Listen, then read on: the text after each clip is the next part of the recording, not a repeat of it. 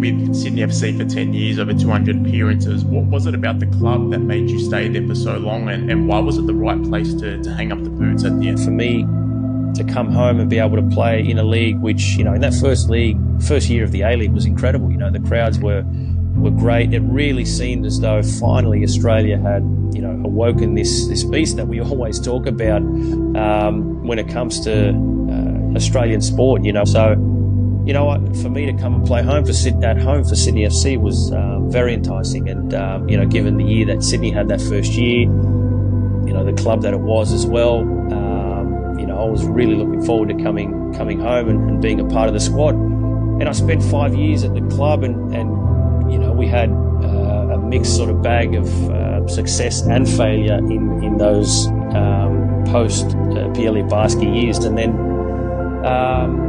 in my 5th season at the club, 2010, under Levitska, we ended up winning the league, and it just felt, again, the timing was right for me to go overseas and test myself in Japan. I'd already formed with the club, with the players, with the fans. I was always going to come back to Sydney. My loyalties were with Sydney.